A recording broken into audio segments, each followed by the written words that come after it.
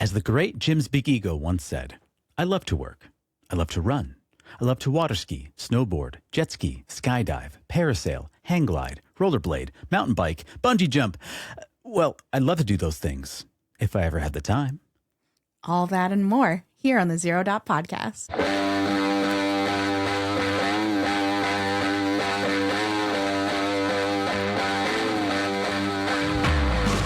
Podcast for the quietly overwhelmed and the cautiously hopeful. When our chips are down and resources are low, we are our most powerful. Fighters of humanity, a balance of science and art. Welcome to Team Human. This is the Zero Dot Podcast.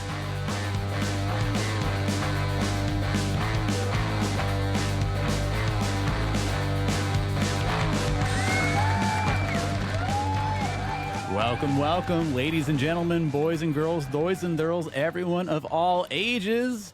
I'm your host once again, Sam Kirk, here to spotlight for you all the amazing, wonderful, incredible things that Team Human has done, will do, and give us all that energy, that little bit of reprieve, that little bit of synergy, if you will, as we keep moving forward in the trenches that is 2026 and onwards. I'm your host, like I said before. Our co-host, John Merrick, will be back once he's done battling battles in Johnland. And you know our producer, Daniel, he's behind the scenes making sure we sound as crisp and clear as we possibly can. So once again, it seems like I'm alone, all by myself. Ooh. There's that ghost again, that voice. What is it? You're not alone. I'm not alone. Am I significant? Oh, I think you are. Oh, that's pleasant. That's nice. I like this voice. It makes me feel better about myself. Folks, that is the voice of lovely Crystal Kirk, smartest person in the room, my lovely wife, human resources aficionado, and above all else, spicy literature enthusiast. Ooh. Welcome, my lovely guest host. How are you doing today? Oh my gosh, good. How are you doing today? I'm doing very good. I'm going to pretend like we haven't been talking all day as if we don't live next to each other, but it's fine. No, don't lie to them. We literally wake up, don't speak all day until the podcast happens. So Yes. I literally haven't spoken to you all day. We have separate bedrooms, separate castles even. No, it's much better. We don't have separate bedrooms. We just look at each other, give like a little man nod, little like nod, and just don't speak. And then we doom scroll. And doom scroll. And then send each other Instagram links that we thought were funny. Exactly. As a way of communicating. Zero context. Zero context. Here you go. Yeah. And then the occasional, Sam, I need your full attention on this. And I give you my full attention. Yeah. And it's for something very pressing. Yes. And it's some kind of recipe for pistachio ice cream or something of that nature. This was specifically today's was an affogato espresso martini at the bar down the street. So... When she says down the street, literally down the street, as in across the street, as in we could walk there right now. But folks, we are dedicated to the Zero Dot Podcast cause. We knew we had an episode to record, and I would never, ever skirt those responsibilities for you. Ever. Not once. You're right. We are giving up the chance of immediate gratification for our lovely listeners. Yeah. And those that like to watch the video podcast of this, although there's no video for this, still, listeners, we appreciate you. Yeah. We appreciate you so much. Well, it's been a little bit of a week, hasn't it? It sure has. It's been a really long week. Like, I feel like maybe multiple weeks have happened this week. Yes. Yes, that is true. It has been a whole 2 weeks since we last spoke because we don't talk up until this point. But yes, so it's been a very long week that is extended for 2 weeks that has felt like an eternity. Yes. Well, I think it would be a good time for us to dive into some good news for the week, some things that we should probably be mindful of before we dive into our larger topic about, feeling like we are doing enough in this world, feeling like we are committing enough, and how we kind of stave off those feelings and all the other good stuff. So with that, let's talk about some lovely good news. I'm ready for some good news.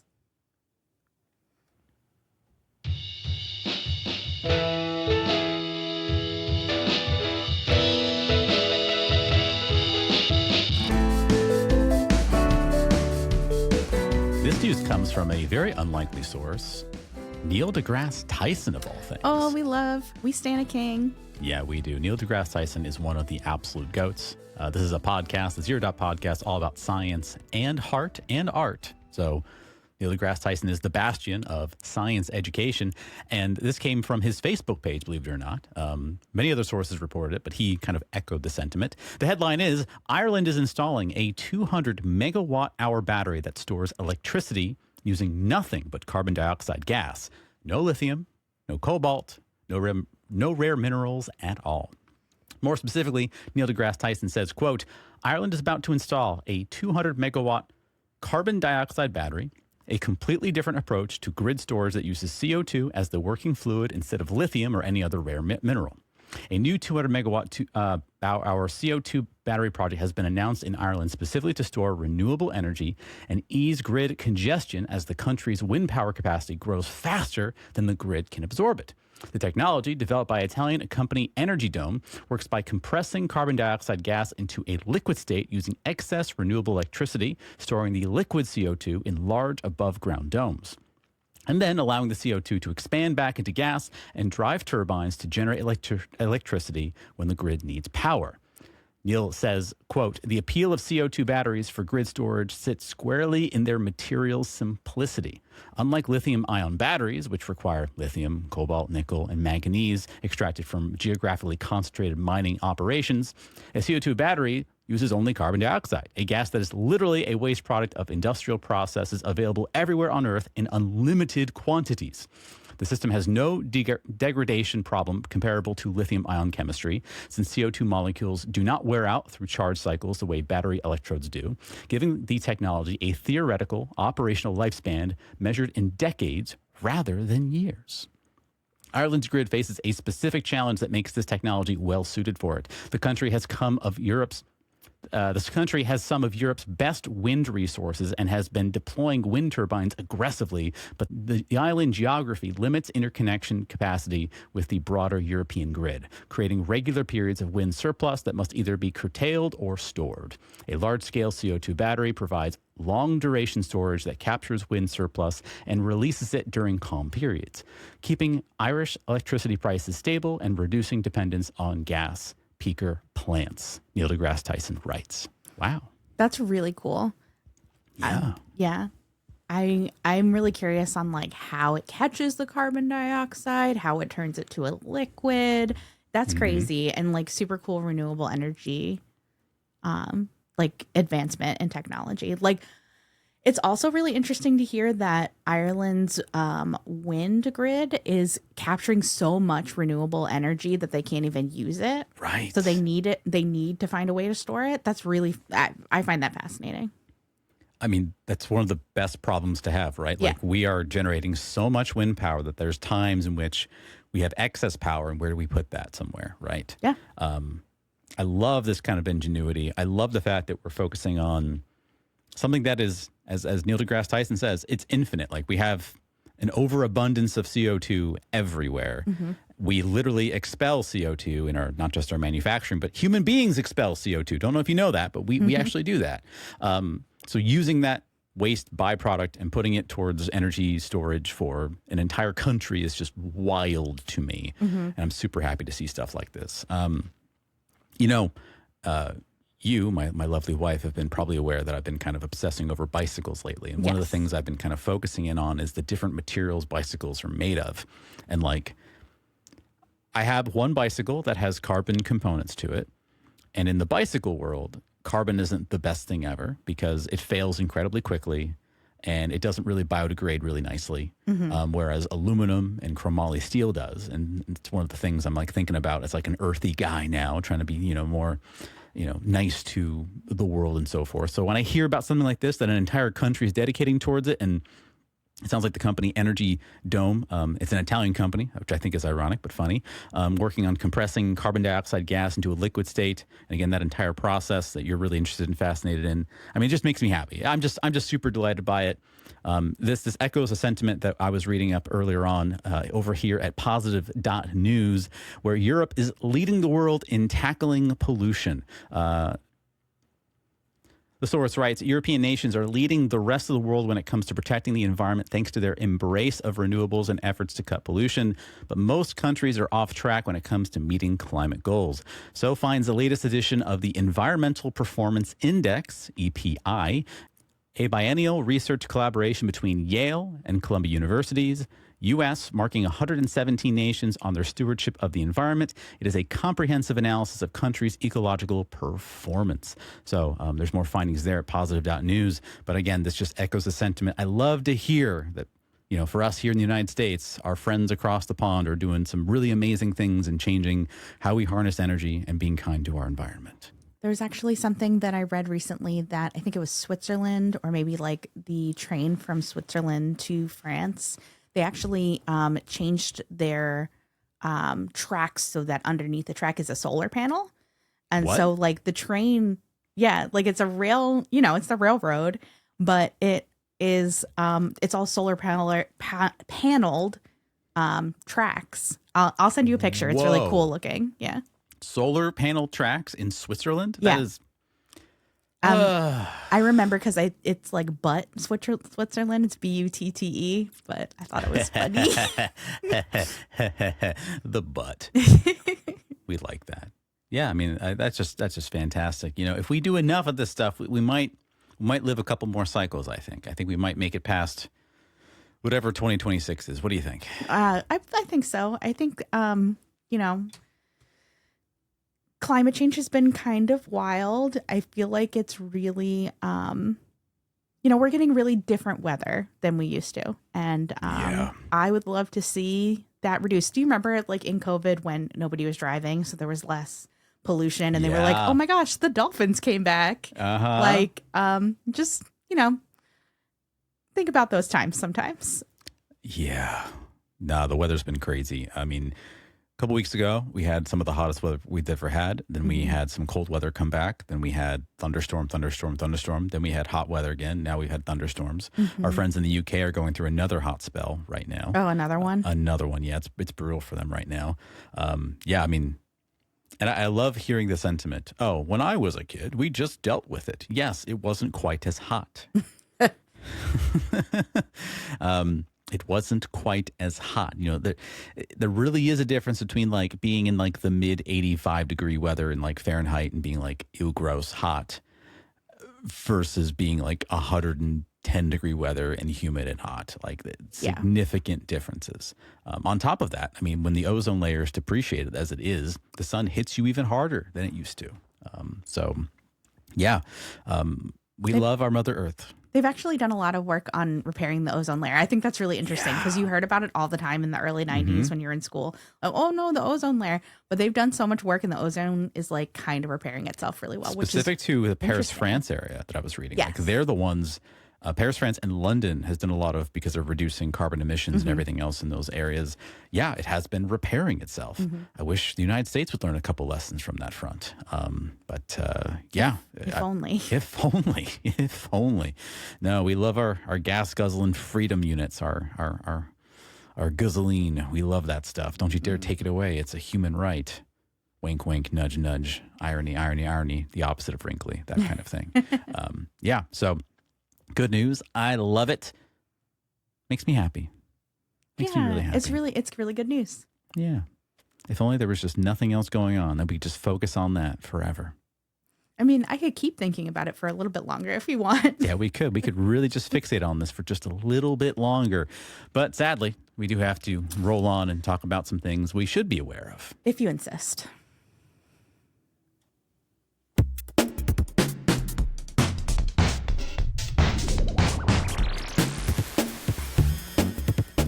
TheGuardian.com gives us a good little level set here on things related to our good friend Mark Zuckerberg, a.k.a.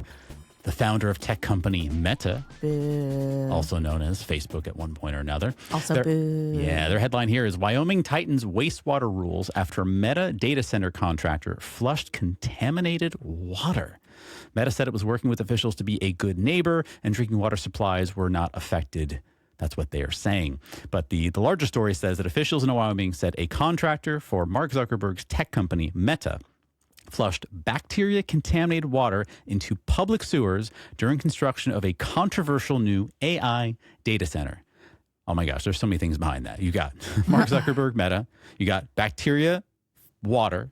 You've got an AI data center. And it's all happening here in Wyoming. The incident prompted water authorities in Cheyenne to implement strict safety regulations on how wastewater from such projects is disposed of, according to the Wyoming Tribune-Eagle, which first reported the incident.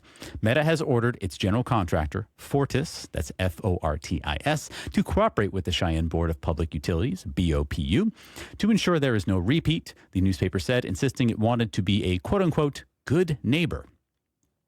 The company, however, noted that contamination by the rare but naturally occurring, I'm going to try to pronounce this, Copria vitis gilardi bacterium did not affect drinking water supplies, and that its contractor's own water testing by an independent environmental specialist found no trace of it. Of course they didn't find that.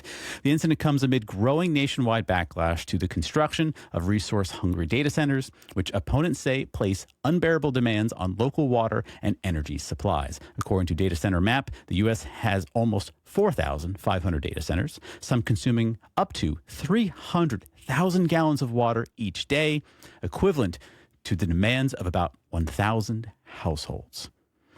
The Cheyenne contamination was discovered in February during routine testing of wastewater discharged into public sewers from the cooling system of the data center campus in the High Plains Business Park, the Tribune-Eagle had reported.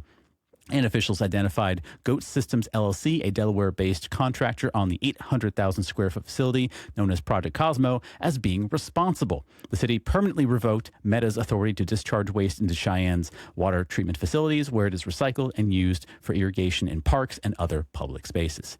We don't like that. No, that doesn't sound great. There are a lot of things to be upset about here. Yeah, a lot of things to be upset about. I mean, we are not a fan of. Okay, so. There have been some good stories that have happened as a result of AI, like being able to find breast cancer a little bit faster now. We've seen some studies of that. So we loved stories like that. But that is what AI should be used for, is like helping researchers find patterns. Right. Faster. Yeah. Quicker, more efficiently. Using AI to, I don't know, plug up our phone with 10 gigs of AI data that we don't want. And Mark Zuckerberg, all of these conglomerates are focusing on AI right now. But it breaks my heart to know that this thing that they're building in, that no one is asking for, that nobody wants, is causing harm to other people. It's creating bacteria. It's getting people sick. And as long as they just say, oh, we won't do it again. So sorry, my guys. We'll be a good neighbor. That's perfectly fine. That's okay. We're expected to just deal with it. Yeah. We're flabbergasted here in the Zero Dot Room. Honestly, well, there's so much controversy around data centers to begin with because they take up so many resources. They take a lot of energy. They take a lot of water. And to hear that there has been any kind of concern that contaminated water has gotten even into the irrigation systems, even if it didn't get into their drinking water, right? Having it go into the irrigation systems is really still concerning. Yeah, and that should create pause for everyone. Absolutely. Any effect to the earth creates a change, good or bad. And having such a callous, well, it didn't affect the drinking water, you should be fine. And then we will go ahead and ensure there won't be a repeat because we, quote unquote, want to be a good neighbor, end quote. You really think that Mark Zuckerberg could afford better PR than this, to be honest? You would think that, wouldn't he? Yeah, I mean, Mark Zuckerberg, there's a lot of documentaries. There's the movie The Social Network. There's a lot of depictions of him as a character, so I won't attack him on that front. But the stuff that I've seen has been kind of wild, like some of his just tone-deaf behavior in regards to callousness towards other human beings, what they might want, collecting personal data. Fun fact, if you post anything on Facebook or Instagram, Mark Zuckerberg owns that data now. It's all his, per the privacy agreement that you sign when you make an account there. And it's because we just allow him to do it, we just think it's okay. And whenever we do get pushback, it's I'm always happy when authorities of a governmental nature here in Wyoming do something about it and say, hey, look, we found it. We saw you do it. We're going to hold you accountable for it. That's the good news here. The bad news is that we got to be mindful of this stuff. It's like we have to be an eagle eye. Like literally, it's called the Wyoming Tribune Eagle. But I feel like we all have to be eagle eyes in figuring out when this stuff is happening, because they're just going to keep doing it if we don't kind of put a spotlight to these kinds of things. Yeah, absolutely. Yeah. And I mean, this is not the story, but like Michigan is still dealing with water issues. They don't have clean water yet still. Oh, Flint, Michigan. Flint, Michigan. Yeah. I mean, we shouldn't be fucking with people's water. Just don't fuck with water. Like, I feel like that's a pretty cold take, right? Honestly. Don't fuck with people's water. You would think that, first world countries like ourselves would probably have, solutions to water, food, healthcare, and yet we do not. Yeah. Yeah.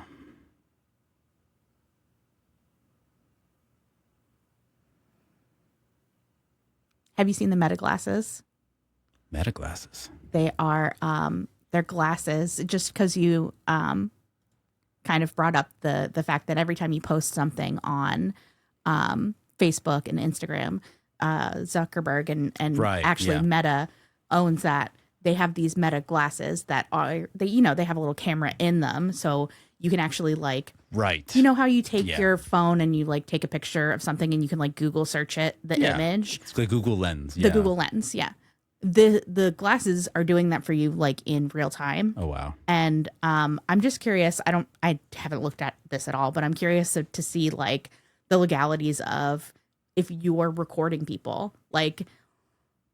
Let's give the creepers an easier way to creep on people by giving them literal cameras on their face. Yeah. I mean, that's a great question. The one thing I do know where things get weird is wiretapping and audio recording without consent. But Yeah. videotaping apparently is fine. Is it really?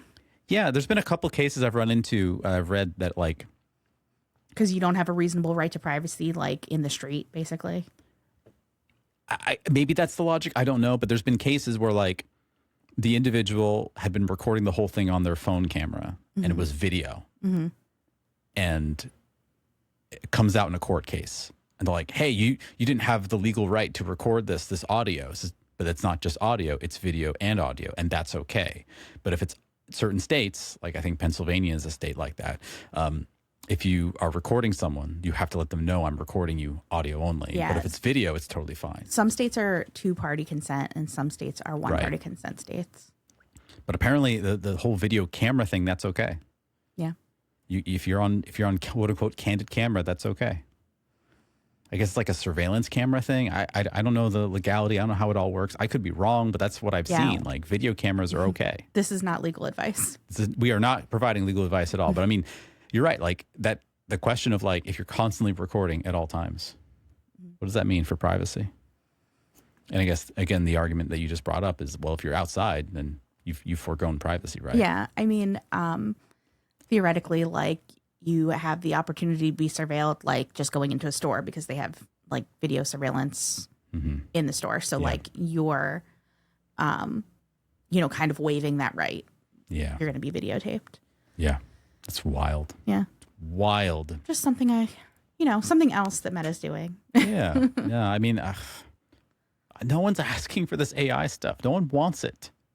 Why are we making Some people want it. Who wants it? Tell me. People who can make money off of it. Okay, the people that can make money off of it, right? Okay. I mean, nobody wants it in actuality, but there are definitely people out there who think that they can make a quick buck off of it. A quick buck at the expense of what? Our humanity? Did I say the quiet part out loud? You might have. Yeah. Ugh. I also, your story about the water made me think of an Instagram reel that I saw. Sorry, I am on Instagram. The Schuylkill River. They did a scoop of the Schuylkill River and then they put it under a microscope and there's algae snails in there and they're cleaning the bottom of the river. Hey! and I saw a really cool video of it. Go algae snails. Yeah. Saving the day for us once again. Yeah, that's right. I love it. What's that fish that nibbles on your feet when you put it in water and Oh like yeah, self-cleans you it. get the little pedicure, the fish Yeah. pedicure. I don't know the type of I fish. love things like that. I But love they it when eat the- nature finds a solution. Nature always wins, by the way. Life finds a way. Life finds a way, Mustafa. You are really ruining that reference. Thank you. Of course, always. Yeah, I love it when nature finds solutions to things. Yeah. I also love it how humanity seems incessant on reinventing the wheel. Absolutely hate it. I sent you this image a bit ago, and I actually, Daniel saw it too, and he thought it was just absolutely disgusting. To remind those that are listening for the first time, I'm a fancy word for what I do is called leadership consultant. But I just call myself a speaker. I'm a communicator. I work with people of all different kinds of walks of life, professional, otherwise. And I communicate to them things that are, tangentially related to the self-help industry, but mostly leadership stuff. In the industry that I'm in, man, people are finding all different kinds of ways of like literally trying to market themselves. And this one little blurb I saw that I came through on LinkedIn was just hilarious.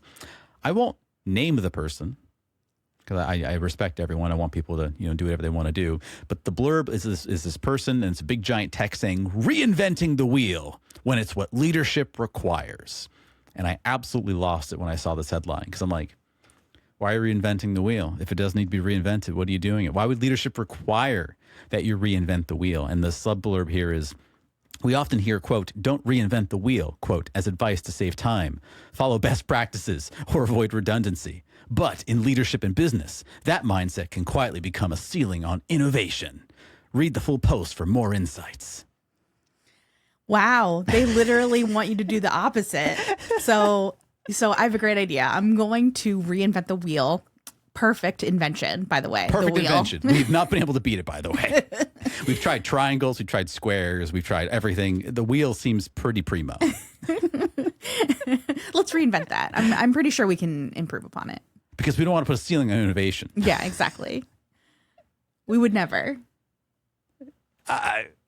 Sometimes I feel like that's the AI space. Yeah. We're trying to solve a problem that doesn't need to be solved. Mm-hmm. There's a few perfect things in life right now, and let's ruin all of that by having AI gurgle stuff back to us that we all like, and it all becomes kind of the same thing. Oh, but I really like an echo chamber. I like to hear myself tell myself the same things over and over again. Yeah. Well, what's that?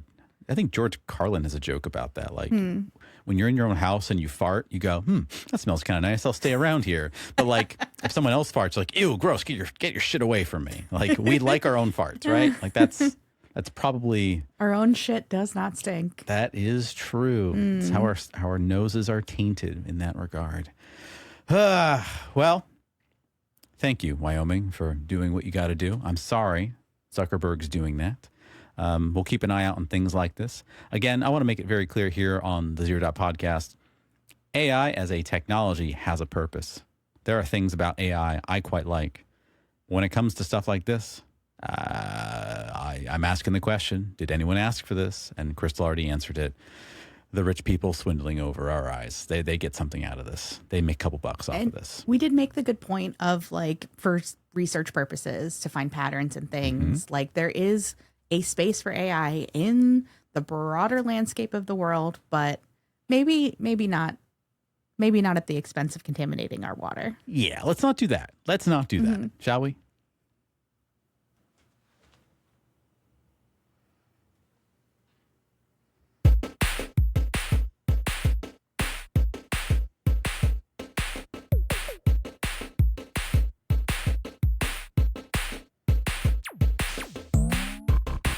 That takes us to our main topic today for the Zero Dot Podcast. The question I have for my guest host here and everyone listening in, do you think we do too much? How much is enough? And more importantly, are we running away from authenticity in our pursuit of enoughness? What do you think, hun? I think that's a really great question. I think that it is, I think it's a big topic because like we have, I don't know if maybe we're like coming out of a hustle culture, a grind culture where you have to have a side hustle and you have to make the money and you got to do the thing. And like, obviously that's indicative of our economy and how things are Yeah. not affordable, inflation, et cetera, Yeah. et cetera. But also like, are we kind of coming out of that now? I feel like there is like a little bit of a finding your passion to pay your bills thing kind of resurging. But are we doing too much? What do you think? I think a switch happened for me in my early 20s from like, you know, you got to do what you got to do to make a living. Mm-hmm. And then you got to spend the remaining amount of time that you have for your obligations, and the rest of that time is your free time, and the rest doesn't really matter.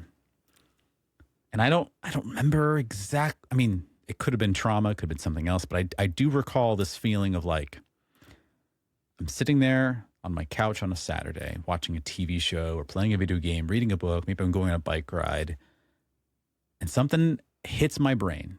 Maybe someone told it to me. I don't remember. Mm-hmm. You're not doing enough. Mm. What are you doing? You're not doing enough. And then I'd watch successful people and I'd, you know, wonder what it is that they do to be successful, and something gets fed through your brain again. Maybe it was, I don't think it was, this was before social media, for me anyway, but it was like, well, they're hustling on the weekends. They're hustling in the evenings. They're waking up at 4:30 in the morning. They're getting the things done. And then at some point that mindset trickled into me a little bit. And I adopted some of it, and it made me even more successful. But I would say it was a poison, because it's kind of silly, and I don't know. I don't know the source. I know that I don't want to make this a gender issue, but I think in some ways, I think the great Man Carrying Thing YouTube channel has said this on another interview, and I agree with him a lot. White men specifically just always want a war to fight. They're craving a war. Mm-hmm. When there's no big war, they invent a war. They invent something in their mind's eye. And I think that's definitely a very real thing, for sure. That says a lot about the patriarchy, but it does, doesn't it? Yeah, for it really sure. does. Yeah. I do think that like that initial guilt punch of I'm not doing enough is pretty like, it's part of like the cycle of like maybe anxious thinking, or just like a burnout sort of impression. Mm-hmm. Like, you're doing the thing, then you're going to stop doing the thing, and then you're going to feel guilty for not doing the thing, and then there's a motivation issue. The guilt is really bad. It's so bad. You're like, I want to avoid that feeling. Like, I will feel guilty if I don't do the thing. Mm-hmm. So I guess some people will just say, no, I'm just going to run away from it. And then they get even more guilt. But some people will go, no, I don't want to feel guilty at all. So I'm just going to give in and do the thing. I'm going to give in to the anxiety and just do the thing. Mm-hmm. Right? Mm-hmm. Is that like an avoidance of sitting in silence for yourself? I feel like that is like a common theme. That's a hot one. Yeah. Yeah. That hot conversation. Yeah. Hot topic. Yeah. I mean, you know how I feel about this, but I'll just say to our listeners, I'm always incredibly sensitive to the behaviors that we do. That is us running away from the quietness of life. Some things you're meant to sit on. Some things you are meant to literally just sit in it and let it be. And the people I talk to in confidence that say, I can't, I won't, it's too painful. Mm-hmm. And then they wonder later why they're suffering from anxiety or depression. Not saying that that's what is doing it, but that's just something that always comes to my mind. It doesn't help. It doesn't help, right? Yeah.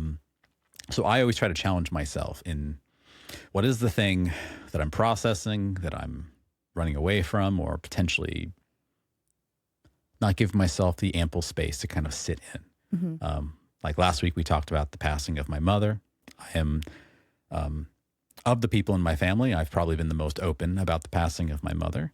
I've been open to speaking about it. I've been open about telling people how I'm grieving for it. I've been open to the feelings. Every day is a little bit of a different challenge. And that's difficult because what I want to do is say literally nothing to anyone, shut the world out, and then once I've done that, distract myself. Mm-hmm.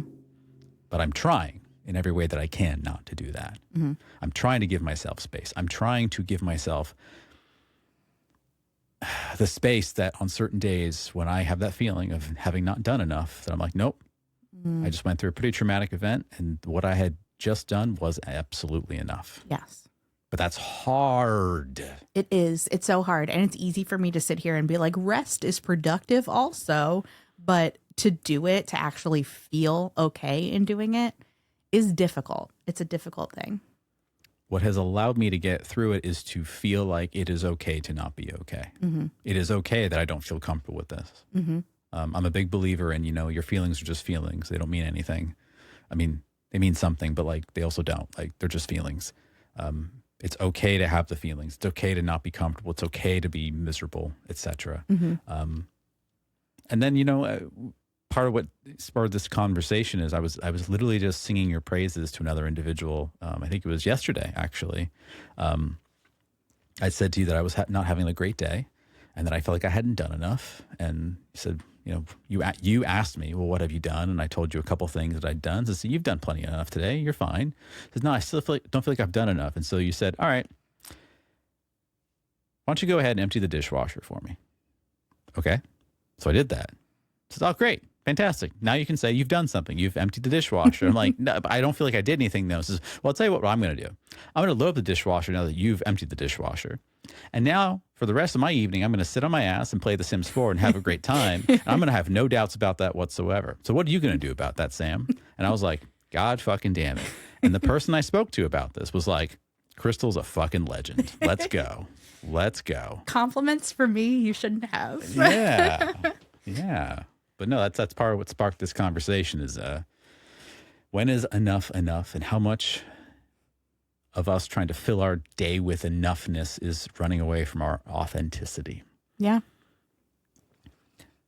I'm finding out every single day,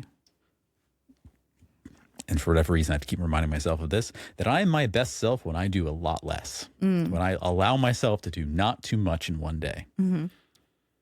Now, what's the balance between doing a little bit versus not doing anything versus doing too much? I don't know. I'm still finding that out. But when I do just a little bit and I give myself permission just to do a little bit, I am my best self. When I do too much, I am harried, I'm distracted, I'm not quite focused. You're also grumpy. I am grumpy, yeah. I get real grumpy. And it also reminds me, like, I don't think human beings are meant to check off boxes on a checklist. And if that's how I feel I have to get things done, that's a good sign for me to be like, all right, I'm doing too much today. I don't know if you've seen the meme, but there's it's just a thing that it's like, oh, did you know peasants had more time off than we do now? Because like they would literally take winters off. Like they still had like chores and stuff to do, but like they wouldn't be expected to work as many days as we do now. Like I find that funny. My God, man. If peasants saw what we do now, they'd be like, you're not living well. What the heck's up with that? We also, it's also related to what I think is knowledge work. Like we have this idea that knowledge work is, well, you're just sitting on your ass. So yeah, you're using your brain, but who cares? Like you can do this forever. Whereas when you have physical labor at the forefront of what you're doing, there's a certain amount of physical labor you can do every day. There's only a certain amount before you're tapped out. You're done. But when you're doing knowledge work, to your point, like when are you done? When do you shut your brain off? Yeah. I just don't do that. So yeah. I mean, yeah. There's a very famous anecdote / story. Who knows if it's real or not, but it goes something like this. Like two lumberjacks work in the woods. They work the same amount of time. They come in the same amount of time. They leave when they're done. The only difference between the two is that one lumberjack gets a lot of more wood cut than the other one. Let's call him John. The other one's Jack. And so John's getting tons of wood cut faster and more efficiently, just more productively in the same amount of time that Jack tries. And the only other difference between John and Jack is that John, about halfway through the day, is gone for about an hour, and comes back an hour later and continues the rest of his lumberjacking, and is able to keep up, do the pace, etc., and beat Jack every single day. Every single day, Jack outputs a certain amount of wood that he's cut up, and John's always got a bigger pile. And eventually this gets Jack so fed up, he's like, all right, John, what's your problem? You're gone for an entire hour every single day when we work, and every single day you have more wood than me. What the heck is your problem? What's your deal? Where are you going off to in the woods for an hour? Like, what's going on? And John says, oh, well, I go back to my log cabin and I sharpen my axe. That's, Yeah. you know, a lot of us are Jack in this story, right? Like, just keep working harder, keep working harder, keep working harder. When take a break, sharpen yourself, get yourself up to snuff, then keep at it and be steady, be consistent. Consistency is greater than just keep churning the butter, as they say. And that's a folly that I fall for too many times, even though I know it's a folly. I still do it. There's a guilt. There's a shame. I'm not doing enough today. Yeah. I got to be doing more. You know? Are you aware of like the maxing trends, like the looks maxing? Yeah, all the maxing that you could do. I'm aware of that. I'm also aware of the counter maxing. What is counter maxing? This is new. Oh, it's disgusting. So there's look maxing, right? Yeah. Looking as attractive as you possibly can. There's like literally breaking your jaw so that you could so it's have perfect. a snatched jaw and stuff like that. And then there's counter maxing or the opposite of maxing. Yeah. Where minning, if you will. Minning. The most famous case that I saw was a guy spent like a year working on his one deltoid muscle and just that muscle. So he looks like a deformed ape because one muscle is super deformed and the other is not. And I'm like, what are you doing, What is man? that for? It's obviously for content, for clicks, but like, still. but like it's the opposite. How do you get that idea? He thought that being a looks maxer was dumb. Let me do the opposite. Well, and so we did. They're both dumb. They're both dumb. Yeah, no, when I read about the people that break their jaws to make them quote unquote pervert, it made me really sad. Yeah. And obviously there's a part of this that is for content, to your point. That is, it's supposed to be sort of exclamatory. It's supposed to be very out there. But at the same time, it's impressionable people are looking at that content and running with it. Yeah. I had braces not too long ago, and I got my teeth all quote unquote fixed up. And I still wasn't really happy with how my teeth looked. I was like, my smile isn't quite how I imagined it would look and all that good stuff. And I pushed back and forth on my orthodontist a couple times, and because he had to like close my case out. Like, he's like, you're done. Like, we're good to go. Like, and then he was implying, if you want more work done, I'm going to have to reopen your case and you'll have to pay for another amount of money for this. And because I already paid for it all. And he dropped this bomb on me. He was like, basically like, well, I mean, there's nothing I can do about the fact that like one side of your jaw is like a centimeter longer than the other. And that's a result of how your jaw was brought up when you were a kid. And that hit me. And I was like, really? That's the path that's like holding me back from having a better looking smile? That was a lie. That Maury thinks that's a lie. Yeah. But like, it made me go like, I'm not going to fucking reformat my jaw to make my smile better. And that's the line that I made for that. Like, I'm like, okay, I'm just done. Like, we're good. And would you say your teeth are enough? In that moment, when I realized what extra level it was going to take for me to get there, I'm like, yeah, they're fine.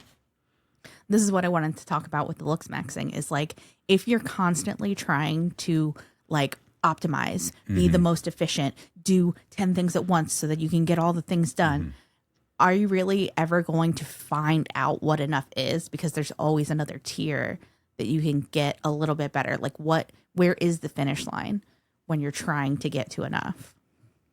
That's a great question. I don't think there's an answer. I think that's why you asked it. Yes, I love asking these very unanswerable questions. I also want to say that I am so anti-optimization at this point. I know. And I used to be an optimizer. I used to try to optimize stuff. And now I'm like, nah, fuck it. I'm not going to do that anymore.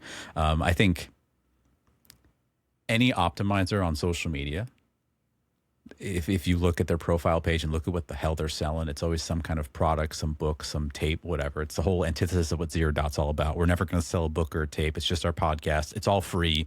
If you want to be a Patreon member, which we'll talk about that a little bit later, you can absolutely dive into our Patreon.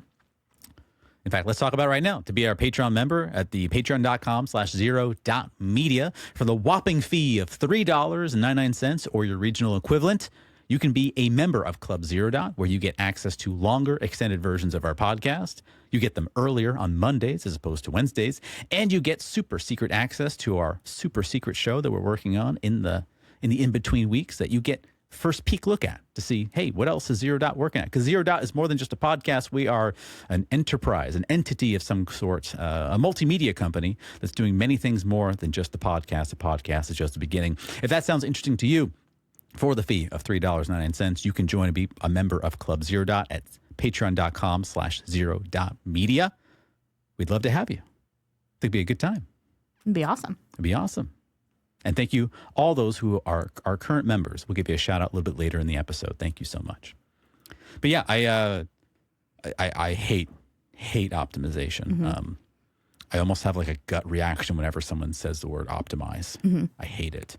Well, I remember a lot at the beginning of our relationship, you would talk a lot in the quadrants. So like, oh, I need some Q4 time. And I think you should take a second to explain what that means before we really get into it. But yep. Yeah, so go ahead. There's the 4 quadrants, Q1, Q2, Q3, Q4. Steve Covey came up with this matrix, 4 quadrants. Basically, imagine a grid, a box. And the top left corner of the grid, the box, the first mini box of this box is Q1, quadrant 1. The top right corner is Q2, quadrant 2. The bottom left corner is Q3.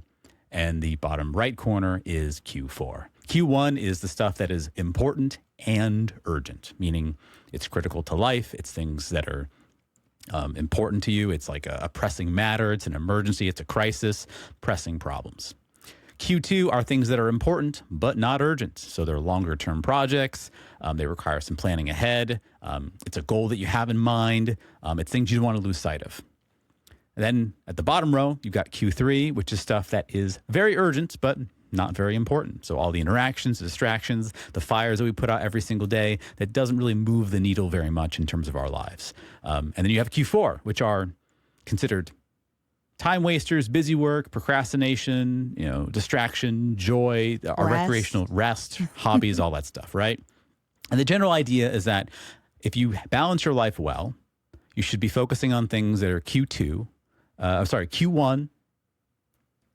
and Q1 and Q2s are important. The stuff that's important and urgent, and the stuff that's important and not urgent should be the kind of the bed rest of what you do. You should avoid Q3 at all times because that's just noise, just a bunch of distractions. And some schools of thought think Q4 should also be ignored, but Q4 is a very important aspect of rest. It's an important aspect of just recharging time. Like, hey, I've done a lot of busy work this week. I need this weekend to be a bunch of Q4 time. Playing video games, reading books, watching movies, spending time with myself, going on a bike ride, exercising, just stuff that has no value beyond just the fact that I'm just doing it, right? So when I was talking about Q4, you were saying when I was a younger person. Yes, when we were first started dating, you talked a lot about how you needed your Q4 time.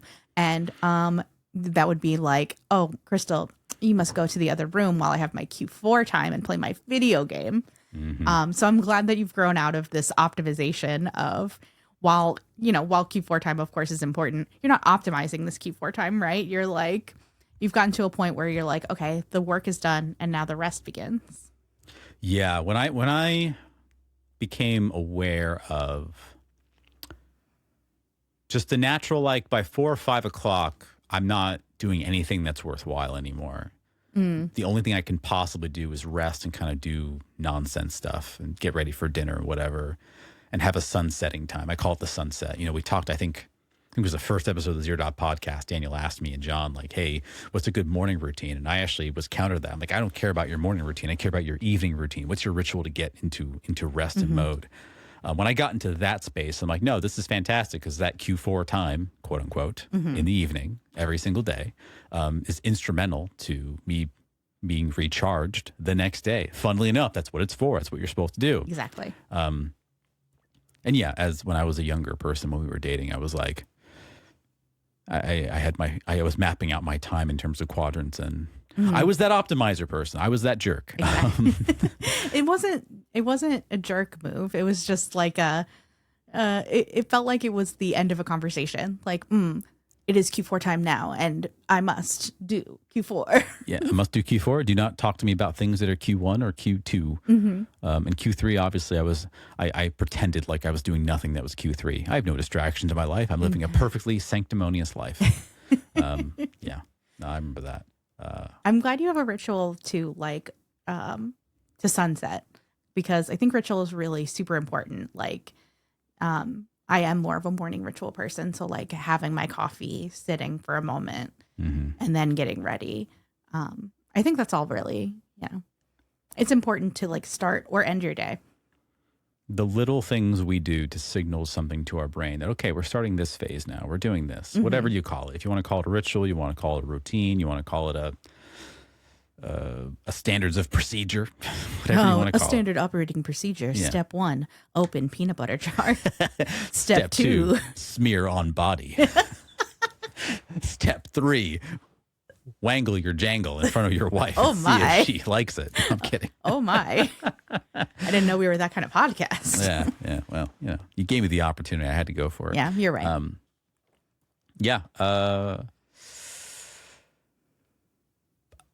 A lot of young men are all about optimization, and we try here on the Zero Dot Podcast to give people an antidote to that of some capacity. And I just want to, I'll add my healings and my 2 cents to this. I find myself in this mode of like, why aren't I doing X at this level that I want to be doing it in? And it could be anything. It could be a work project. It could be a hobby project. It could be whatever. And it's always this level of expectation. I'm like, I have to ask myself, why am I expecting anything out of myself? Why am I doing this? Where's this expectation coming from? Who's expecting this from me? Is it myself? Is it my boss? Is it my other boss? My real boss? That's me. Yeah, that's you. Yeah. Is it my peers? Is it my friends? Is it whatever I think people expect out of me? Like, where's this expectation coming from? And I ask myself that question enough times to be like, well, no one's expecting anything out of me.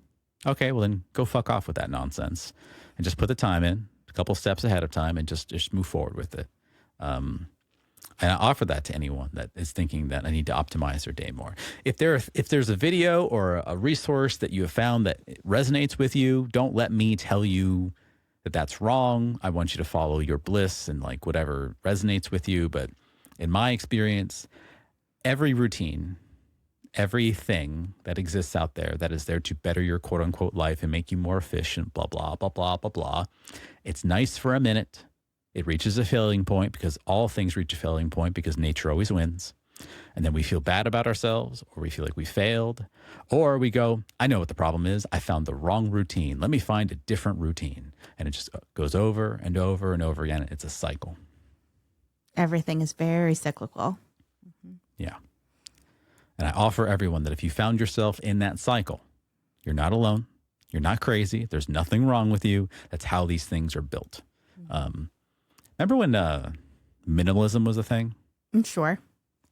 I think there was like some kind of documentary on Netflix that like popularized it again in like the 2015s or 2017s, like maybe right before the Marie COVID. Kondo stuff. Yeah, maybe it was after that too. There's like a bunch of guys that were like the minimalist bros or whatever, and so specifically, there's like a trend of millennial minimalism because there was such a boomer maximalism, right? Like buying all these different things, very consumer driven. Yep. And now there's like, it's the joke of like the millennial gray, and then like super minimalist like look of everything, furniture and decor wise. So yeah, that's minimalism. Yeah, I mean, I remember feeling bad I wasn't as minimalist as I wanted to be. And I think about, I think there was an interview, Stephen Colbert was interviewing Keanu Reeves. You know, what's the one thing that you're holding on to that you should get rid of? And Keanu Reeves, who you think is like the most zen guy ever, is like, and I'm paraphrasing, but he's like, I'm probably more of a pack rat than I believe. I can't get rid of anything right now. And I think Colbert poked it. What about all your motorcycles you have? Like, don't take away my motorcycles. Just don't do it. Like, I need them right now. And I don't know. Stuff like that has made me feel better about like, accumulating things. Yeah, it's okay to have things that you value. Yeah. I still do, but I think I still feel bad accumulating things. I'm like, that's another thing. We recently moved into a home, and one of the reasons I like the home that we live in now, it's small, and it's going to force us to be conscientious of stuff like that. Because having a big space and having to fill it with things also gives me anxiety. True story, it does. So limiting that and allowing me, when I see a thing and I go, oh, we don't have space for it, and I can go, nope, we don't have space for it, and I can just cancel that in my brain. Or you can at least decide whether it's worth getting rid of something. Right. And how is this related to doing enough, having enough, being enough? Because in America, we only are enough if we have purchased the right things. Yes. The narrative about myself that I am a reader and a book person means that I have to have as many books as possible. Yeah. I, as a video game enjoyer, one of the narratives is you have to have tons of video games. And there have been times in my life when I had a lot of video games. You still do. I still do. But I would have had a lot more hadn't I not gotten rid of them a couple times. Yeah. A couple times I kind of purged myself Did a little bit purge. of the stuff that was like on a shelf that I was never, ever using. But it was just there because I wanted to make myself feel important. Yeah. Those achievements that you get Yeah. and give you that little dopamine hit. I achieved something. I own a thing. Ergo, I've achieved. Yeah. Yeah. I think that's something that you have to grow out of as you get older. Yeah. Or maybe not. Maybe that is the thing that makes you happy, but Maybe. So what do you do when you get home from work and you feel like there's so much you need to do and want to do? And either you're chained by guilt or you can't and you're physically exhausted. Like, what are your mechanisms that you do to kind of manifest and handle that? oh, I do very unhealthy things. Like Okay. I sit on the couch, and you've seen this, when I will play a YouTube video really loud.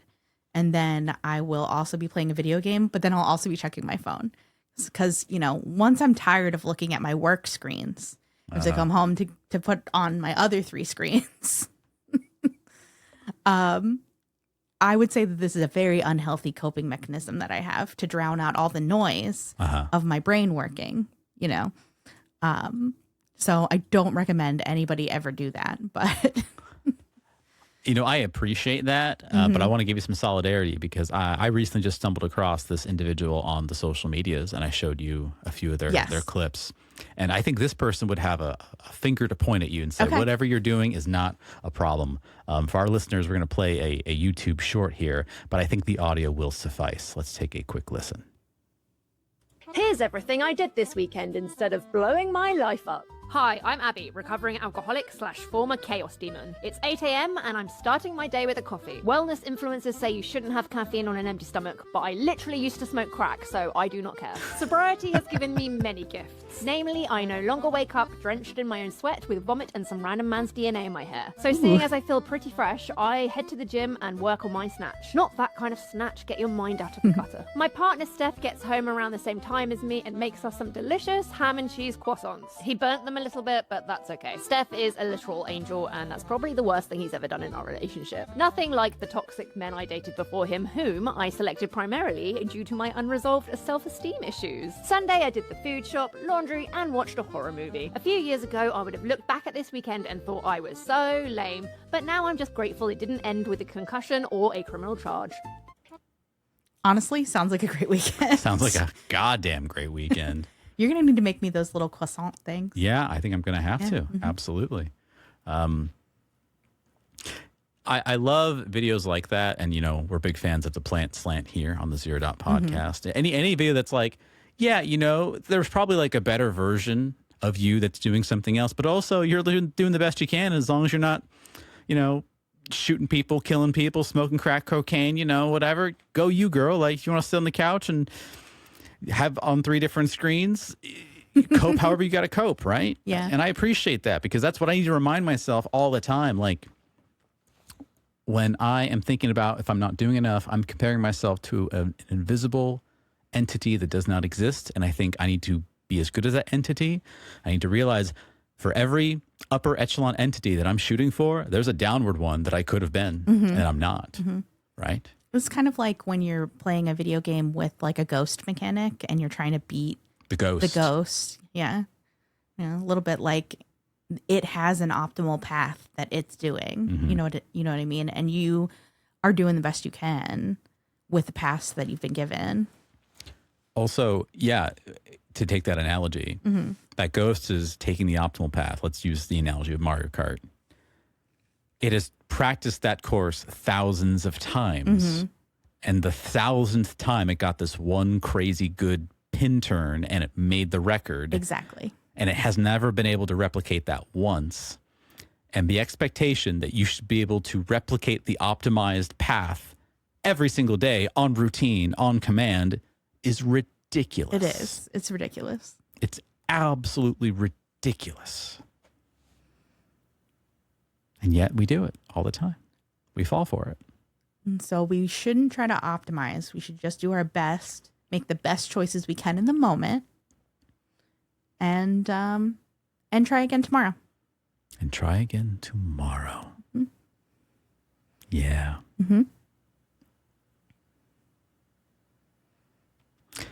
Trying to think of something recently where I'm like, falling off the wagon. I should try again tomorrow.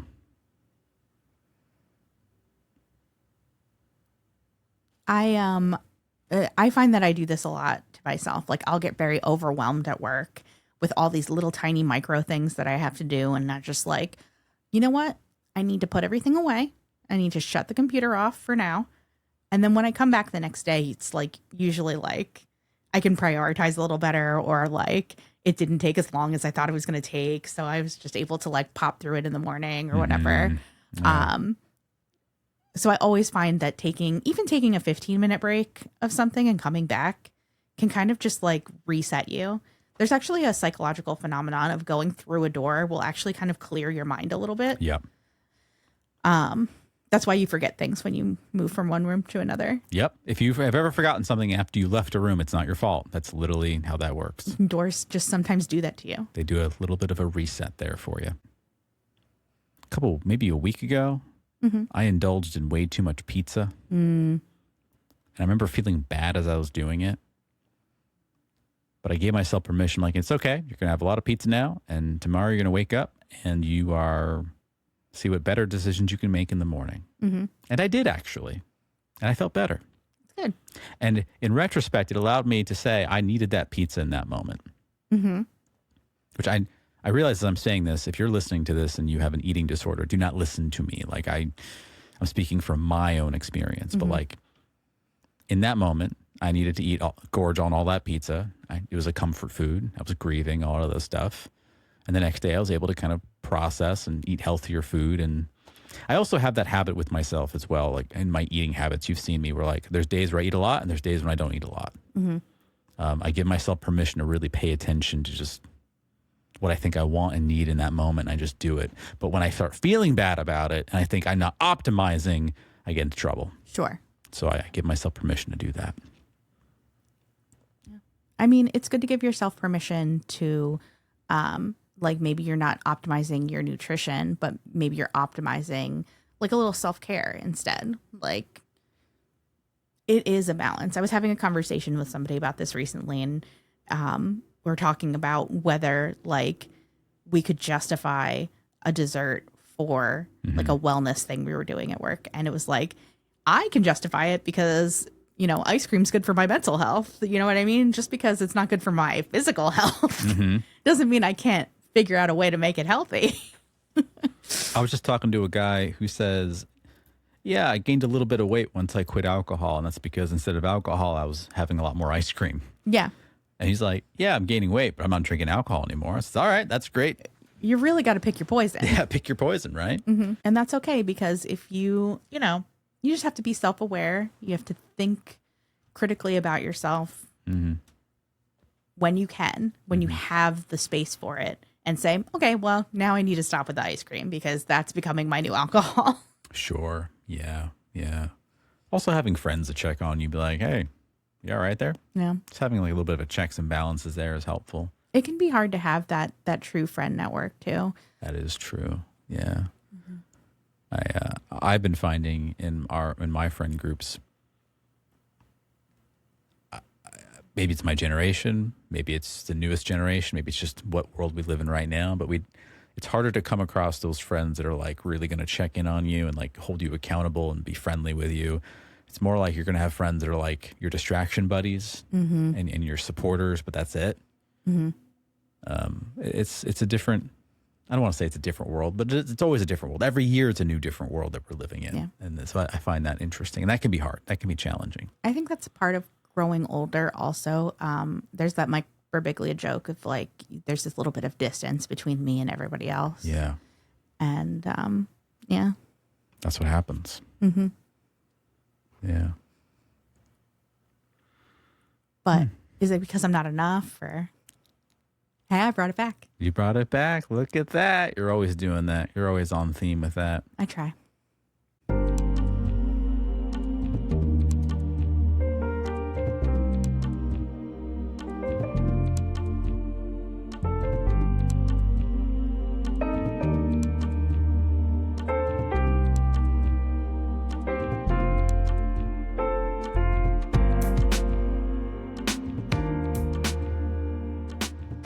And our new section here in the Zero Dot Podcast comes thanks to our lovely Patreon members. Once again, if you want to be part of our lovely Patreon Club Zero Dot, you can join by going to patreon.com/zero.media. And it's there usually where they get longer extended versions of our episodes. And in some of those episodes, we've done the following feature that we're going to do right now for them, and they loved it, which is where we go on Reddit and we find stories, people looking for advice, especially on the career side of things, life advice, anything of that nature. And they want advice. And hey, we give our Zero Dot slant on those things. And I am accompanied by a lovely HR aficionado right here in the room. So I can't think of anyone else better suited to help answer some of these questions as they relate to what we call career guidance. Oh, I love that for us. How do you feel about that, honey? I feel like I'm going back to work, but that's all right. I'll accept it just this okay, once. it's okay. You know, do some little consulting on the side here. And just to be clear, we even though I am an official consultant and you officially work in HR, this is just our opinion, nothing Yes. more, right? Our opinion based on our experience. The story comes 18 days ago as of this recording. The title is "My Boss Quit and the Company Decided I Am the New Manager, quote, without pay. So how do I stop doing 2 jobs?" Oh my goodness. This is hot off the presses too with only 18 days. Yeah. All right. I'm ready. All right. So they say this: "My boss quit 2 months ago, and the company just decided they don't need a new one because I'm doing the work for free. When he left, everyone panicked, but I stepped up to keep the department running. I've been doing his meetings, his budgeting, and his long-term planning on top of my actual workload. I thought I was proving that I deserved this title and a massive raise. Well, I had a meeting with the VP yesterday. I thought this was finally it, the promotion talk. Instead, she told me that the department is running lean and efficient under the current setup. They decided to put the hiring process for the manager role on indefinite hold. She even had the nerve to thank me for my ownership mindset while confirming that my salary and title are staying exactly where they are. So basically, I saved them a 6-figure salary, and they rewarded me with a pat on the back and more work. I am literally a manager without the pay or the authority to actually handle the people who are now slacking off because they know there is no real boss around. I tried to explain that this isn't sustainable, but she just gave me some buzzwords about agile workflows. Am I supposed to just sit here and do 2 jobs, or..." That's the end of the post. Oh my gosh. This is a story that like definitely happens a lot. Yeah. It's really upsetting that he's not getting any pay bump, even if he's not getting the title. I feel like this is what I see more often is they'll give you the title but not the pay bump, or they'll give you the work but maybe they will give you a little bit of a raise, but they won't give you like what the actual manager was making. Yeah.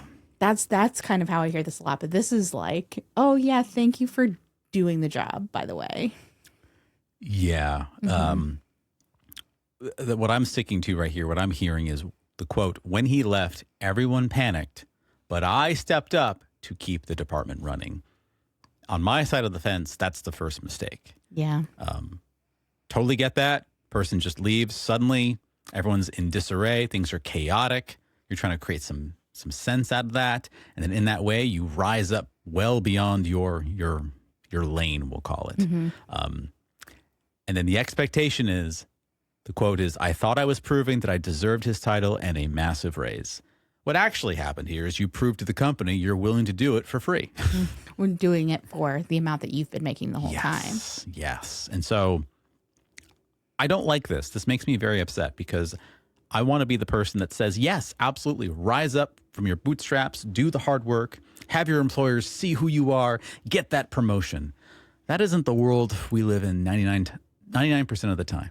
I'll say that there are scenarios where this will work, but I think it needs to be a smaller company or a company that is just like better managed than this one, obviously. I think this would have worked if before they made this assumptive leap, they had a conversation with the VP and say, hey, look, we've got an issue. I'm happy to step up and I'll show you my stuff. And if I'm able to do it well, we need to discuss. Let's discuss what's possible. Yeah. I think that would have been really great because then there's no assumptions being made. The expectations are super clear. And at the very least, if the VP then still comes back and says, well, we're really happy that you're doing what you're doing. We're not going to give you more pay because we're in an agile framework. You've basically given them notice like, okay, I rose up. I fixed a problem. You're not going to meet me on my level after I've satisfied my part of this bargain. I'm going to go look for other work. Yeah. What would you say for this person to do in this particular situation? In this particular situation, I have questions about how a lot of the language is summarized, so I don't know exactly what this person said to the VP to communicate what they had done. I'm not sure what the VP has visibility on in terms of what the amount of work this person has taken on. Because let me pretend I'm a VP for a moment. We had someone leave, and then suddenly very shortly after, things get back to normal and things are running fine. On my end, zoomed out, that's all I see. Things are running fine. Oh, wait, and we lost someone and the department's running fine without that person now? Oh, then there would be no reason for me to believe that we need to replace that person in any type of capacity from like just a efficacy perspective. So my question would be, what did we really speak to the manager and the VP about when it came to what I'm taking over, what I've done? How are you showing your work on everything you've done? Because oftentimes when we step into a leadership role, we do the royal we a lot. We did this, we did that. But if you do that too much, then you don't know what's the work you are doing for. So I'd ask the question about that. But let's assume that you did everything right. You had a meeting with the VP. You spoke about the fact that your boss quit 2 months ago. You've taken on all of these responsibilities. You've done all of these things. You've led all of these meetings. You've made sure the department is running. You're the person doing this. And on top of that, you're taking on your current workload and maybe even talk about the fact that it's eating up into hours, especially if it's a salary position. And that, I was happy to do it for the time that we did, hoping that we'd get a replacement. Yeah. Now that you've told me that you're not getting a replacement, here's the work that I've been doing. Exactly. And then, you're going to do that? Okay, well, so then I'm going to go back to my other work then. Here's the work that needs to be done, and looking forward to getting that replacement done. Yeah, that's absolutely where there's a couple of ways that you could kind of handle this. And I'll do the sort of correct way, and then we'll work into petty. The correct way to do this is to literally write process documentation down of everything that you have been doing. And say that you'll share that with them. You stop doing it and tell the VP that you can share that with them if there's an interest, but also that you're not training a replacement. Like unless you're going to pay me for training a replacement, I have process documentation and withhold it if you need to. Like go to the VP with every single question now. So budgeting documents. Okay, well, I need somebody to do budgets. I was doing it this way before. What do you want to be done? And literally bother that VP until they realize how many decisions that you've been making on the fly. Yeah. Like I said, I think the first issue was the person stepped up immediately to helping everything run smoothly. The assumption was made that if I do this, I'll prove myself. And that can be a kiss of death in many different ways. Yeah, it definitely depends on the company. Not every company will appreciate that. Very, very few will appreciate that. Like, again, I've seen situations like this where it's been like, hey, this person left. We need someone to fill in this spot ASAP. Who can do it? Mm-hmm. And the kind of wink, wink nudge was, you do it, yeah, you'll get the position. Whoever's doing the work right now. Mm-hmm. And that's usually smaller mom and pop places. But like bigger corps who use the word like agile workflows. Oh, I hate that phrase. I do. We do use agile at work too, and I don't like it. It's like, oh no, we're so agile. Oh, are you? That's a way of basically saying you don't want to plan for anything, but that's fine. It's a way to say that you're reactive Reactive and instead not proactive. of proactive. Exactly. Yeah. But now that he's been told specifically, we're not filling that position, and it's definitely not for you. Okay. This is the time for you to stop doing that work. Stop doing the work, and on top of that, look for other work. Look for other work. I feel like looking for other work might be incendiary. Maybe this is a good job for you. That's totally fine. Be ready to look for other work. Take a long vacation. This is a really good time to take 2 weeks off and have them figure out how much work you've been actually doing. Especially if you've got the PTO, use it. Absolutely. Especially if you're about to find another job, use as much PTO as they will let you use 100%. before you leave. 100%. The top commenter here, top 1% commenter. You just learned your employer's mindset. Time to look for another job using that sweet manager title and double your pay. They edit it later. Oh, I'm famous now. Adding professional Reddit director advisor to my resume. It got 2,200 upvotes. Nice. This is actually a great spin on a bad situation. Someone says, use your agile mindset to jump the fuck out of there, someone said. Someone said, agile is fucking cancer. Too many companies are trying to make it work for shit it's not designed for. Yeah. If you don't do software development, you shouldn't be doing agile. Yeah. Let's see another post that I saw that I liked. Alternatively, if your job title and your job description haven't changed, then stop doing both jobs. Be more direct with that VP. Quote, look, thanks for the compliments, but this is a business relationship and I'm not doing all of this to be nice. I saved you in this department from a really tough spot. In exchange, you have nothing to offer me. End quote. You have them over a barrel, OP. If they fire you, they're right back into crisis mode, except worse. And they have sent the message to everyone else that stepping up will not be rewarded. Yep. That's very true. Yeah, that's my main thing, as I brought up. Like, I question how direct we were with this particular person. Did we set the guidelines? Yes. I've done this to help us out. I do not expect to keep doing this for free. Yeah. Yeah, it is time to stop doing that extra work. Yeah. Which feels shitty. I mean, it really does. It doesn't feel good. Mm-hmm. And I'm sorry.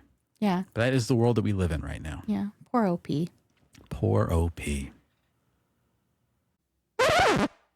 Wait a second. We want to give a big shout out to our Patreon paid members over at patreon.com/zero.media. Big thank you to Rags, David Rivera, God of Grunts, Aid, JP, William Kirk, and Robert Restant. It's thanks to you and members like you that invest in the Zero Dot Promise and the Zero Dot Podcast that makes this magic happen. Thank you so much. What do you think? Another one? Yeah, let's do one more. All right.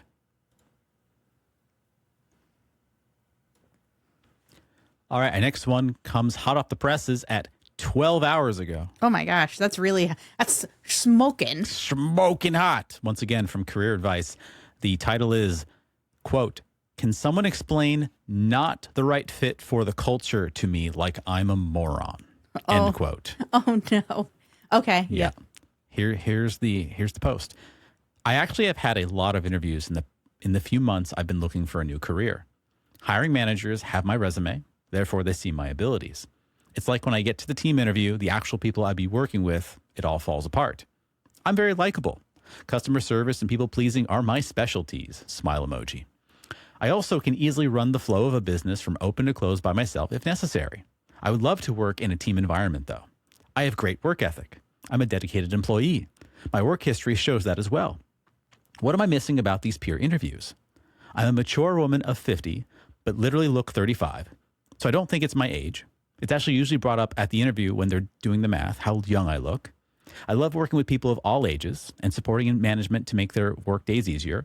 Willing to listen to any constructive criticism or advice. Thank you. I literally feel like I'm in grade school and I'm being chosen last for kickball. Oh, poor OP. I know. Oh no. Okay, I want you to start with this one. Okay. I wish we had more details what they're actually saying when they say, hey, sorry, but you're not a right fit for the quote unquote culture. That's probably all OP is getting, because it's extremely risky for a recruiting department to give you actual details and actual feedback. Yeah, what I'm sticking to is the last piece, for the culture. Because the quote is not the right fit for the culture. If I was really doing the game that you're implying, which we've done, you say, sorry, we looked through your resume and all your qualifications. It's not the right fit at this time. And that's all we say. And that's the easiest, safest way, It's the safest way to dismiss a candidate, Yeah. to move on. And there could be a bajillion and one reasons for that. It could be that we had someone else lined up. It could be whatever reason we want to do, right? We'll just say not right fit right at this time. And we might say, we'll hold your resume on for further consideration, or we might say, good luck to you in future, whatever. When they say for the culture, that's where I'm getting stuck, just like the OP is getting stuck. Like, and just to be clear to my audience and my listeners, I hate the word culture when it comes to describing a workplace. I'm often brought on to many companies, and the main thing people say is, oh, we are changing and adapting to the current work dynamics. We want to make sure we maintain our culture as it is. And I'll give you a spoiler warning, listeners. You can't keep the culture the same while changing dynamics in the workplace and everything. The only thing you can do is choose where things change, but you can't keep things the same. So when the word culture gets in, my nose gets stuck up and I go, what the hell does that mean? Just like the OP said. At the same time, if I delete the for the culture part and just say, not the right fit, it sounds like that's just the most boilerplate thing they're saying. They don't have to give you any further explanation. They don't want to give you any further explanation because there could be a bajillion different reasons why they're disqualifying you. And I would recommend to the OP, it's not about the age. I don't think it is anyway. It could be. The thing is that they're actually mentioning how young she looks in the interview, which is a huge red flag for me. That's massive if they bring that up every If time. they do bring it up, if anyone brings that up, that means they're considering it in any context, like, and they it's should illegal not to be. do that. It is illegal. Yeah. If you are over 40. So any person that talks about that in the interview itself, it should already be a red flag during the interview, regardless of if you get the job or not. I also would say any job that says not a right fit for the culture in their literal writing to you or their description to you why they didn't get the job, you dodged a bullet. You dodged a bullet. Any company that is hypersensitive to that at that level on the hiring phase, and that's their explanation for disqualifying you, you don't want anything to do with that kind of company. Because that's basically what they're saying is they wanted someone who thought just like them, who would appeal to them just like them. I often hear companies that have this kind of language use we're a family business, or we work like family, which is just a nice way of saying everyone works their hardest at all hours of the day out of fear of losing a job at some point. Right.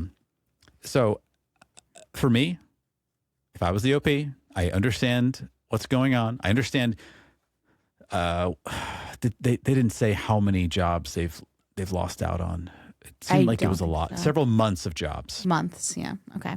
I would say it's only a matter of time until someone does pick up on them and give them the offer they're looking for. All these, I think, are dodged bullets. And also, let's not disqualify the fact that you got an interview is amazing, but a lot of people are not getting picked up because of AI. They're using AI bots to scan, resumes really quickly, and they're cherry picking what they're looking for.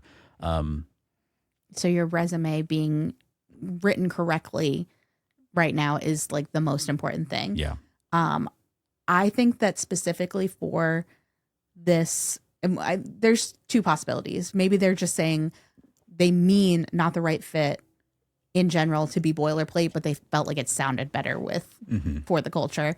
Or they're specifically trying to call out like, hey, your resume is good, your experience is great.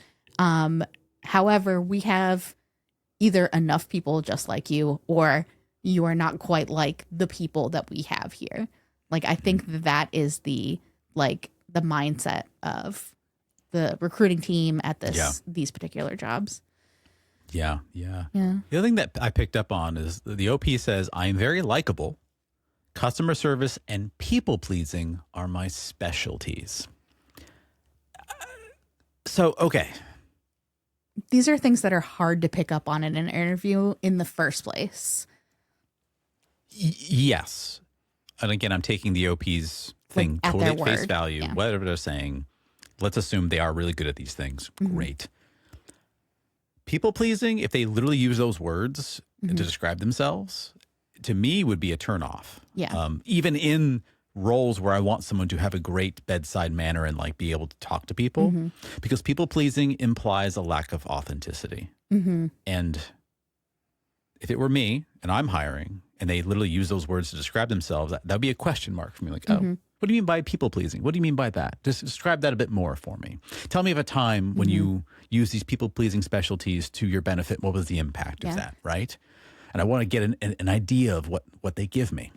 I'm glad you brought this up. Can you read that whole part again? I'm very likable and people pleasing, like that whole sentence and a half, I think it was. I'm very likable. Customer service and people pleasing are my specialties. And then there's another sentence after that. I also can easily run the flow of a business from open to close by myself if necessary. I would love to work in a team environment though. A lot of this is super generic, unfortunately. Like Isn't it? even in Yeah. this where OP's like really trying to put themselves forward, a lot of this is really generic, and I feel like basically everybody who comes in is going to be saying the same thing. So they're looking for somebody who's got something more than I could do it by myself, but also I like to be on a team. I'm really customer service oriented, and I'm people pleasing, and I'm really likable. Like these are all like, you know, you're on Tinder, you're going to not swipe on this person. Yeah, that's a great call out. So the next sentence is, I have a great work ethic. I'm a dedicated employee. My work history shows that as well. Here's my question. Okay, your work history shows that. But then you're saying, I can run the flow of business. I would love to work in a team environment. That's almost on the level of like hypotheticals, what I would do. And as an employer, when I'm interviewing, I don't give a shit about hypotheticals. I care about what you have done. Yes. That is a super important thing, is to make sure that you're taking your cues from your past experience. These are things that are provable, that I've already done, and that I will do for you. Yes. Yeah. Right. By the way, fun advice for anyone. If you're in an interview and you get asked a hypothetical question, it's a bogus question.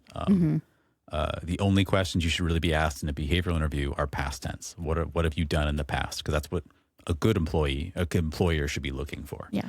Some of the comments say, at 50, they shouldn't be able to calculate your age by your resume. Take some things off of it. Yep. If you're failing at the team stage, they don't like you. What makes someone want to work next to someone all day is not people pleasing and customer service. They want people they can connect with. Be more genuine. Yeah. That's Oh, something. wow. That was your exact call That was out. my call out of like, hold on, that smells a little funny. Someone says, this is true. You may be the most qualified, but they also just don't like you. Unfortunately, you can't just predict what they think. I've passed on people because they were just not approachable. Someone says, I will only show one job if I can't add a job before 2001. So you're thinking that my age holds me back from clicking with 20 to 30-year-olds? I love talking to younger adults, hearing new trends, fun places to go to eat, etc. I'm there to work, though. If I'm hired for a fast-paced environment, there shouldn't be too much time for socializing. Oh, that's the OP saying that. Okay. Yeah, that sounds like OP. I think that OP is misunderstanding that comment. The problem is, and I don't know if this is absolutely the problem. It does sound like there's potentially some age discrimination happening. Possibly. It's possible. They shouldn't be able to figure out your age based on your resume. You should really only be doing 3 or 4 jobs from the past, 10 years or so that are the most important and relevant to the job that you're applying to. Yeah, I will only show one job if I can't add a job before 2001. So it sounds like from 2001, this person's had the same job, or they had a gap in their resume for a bit of time before they got their most current job. Is that the commenter or is That's that OP? the OP saying that. Wow. Okay. And so then they continue. So are you thinking that my age holds me back from clicking with 20 to 30-year-olds? Okay, so she's 50, working in an environment with 20 to 30-year-olds. I love talking to younger adults, hearing new trends, fun places to go to eat, etc. I'm there to work, though. If I'm hired for a fast-paced environment, there shouldn't be too much time for socializing. Someone responds to this OP's counter response. They can tell you're 50 and they see you as a mom, possibly, especially with the long resume. You might be too chatty, asking them questions they don't want to answer. Many younger people don't want that, trying too hard, etc. I think that's going into something that maybe we don't have enough info on. Correct. Yeah. This is hard. This is a difficult thing because there's probably is a little bit of age discrimination going on. 100%. And then she's also kind of she's not popping in this interview. She's got a generic, unauthentic sort of presence. Yeah. The fact that she's identified that she's applying for jobs where it's mostly 20 to 30 somethings and she's 50, it doesn't matter what you look like. The life experiential difference is massive enough that could be a culture shock on either side. I'm curious to hear how old the interviewers tend to be, if she can tell their ages roughly. Yeah, I'm looking. I don't see any other comments.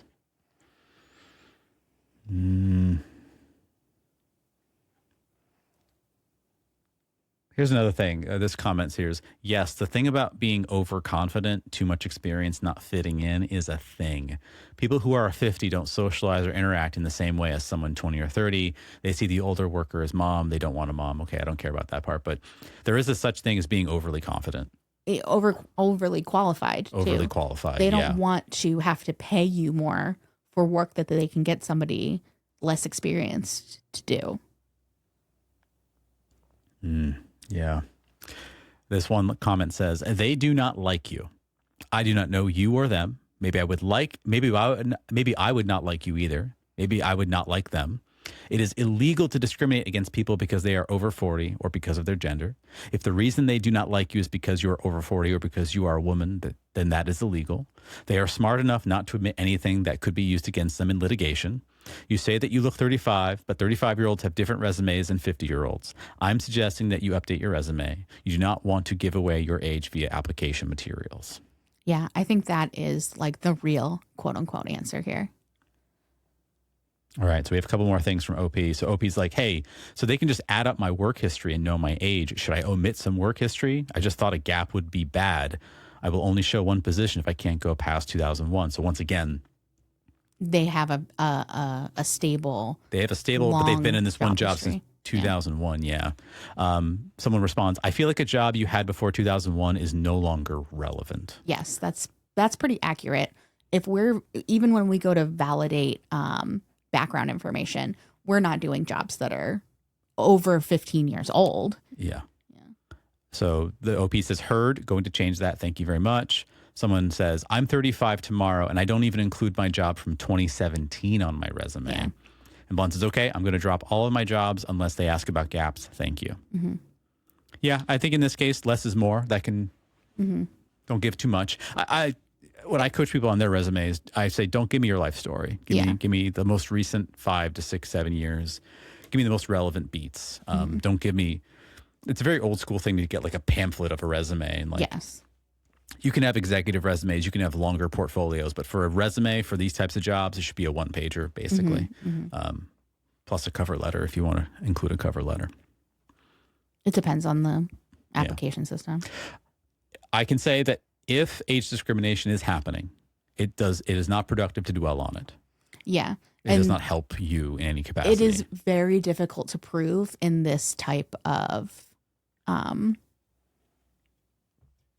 scenario. Like you're getting very, very little. They're smart enough to say it's a culture fit. Yeah.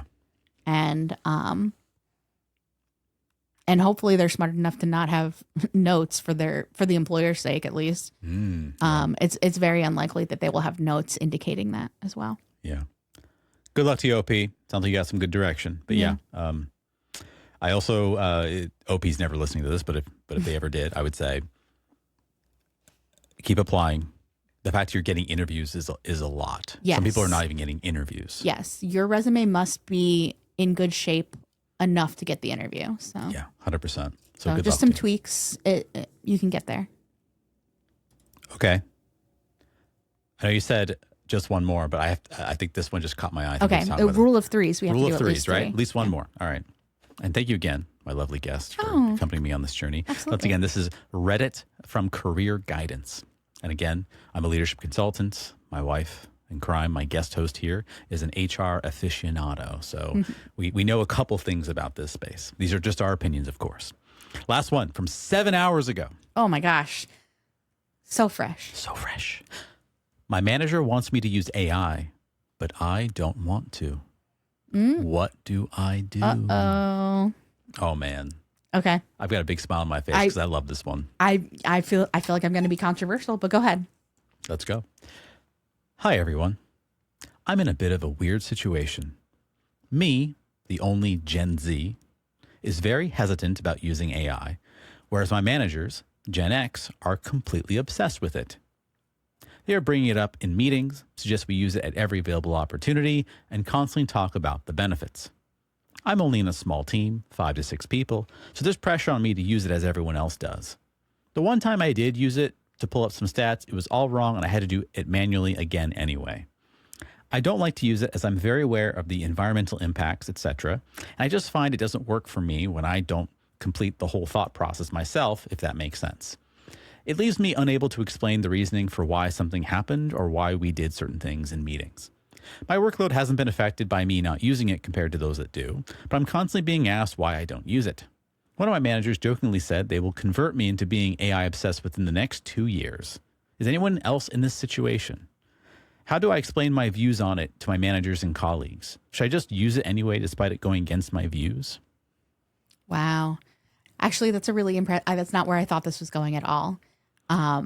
Yeah, before we get into anything else, I'm seeing a lot of Gen Zers who are anti-AI Yes. right now, which warms my fucking heart. It's extremely valid because there's a lot of issues with AI. Yeah, I love that Gen Z, the younger kids, they're very, no, this is bad. Like, they're sniffing it out. They're going, no, something's not right about this. Yeah. And yeah, I'm seeing Gen Xers, millennials, being more adoptive. I did work with a company a couple weeks ago.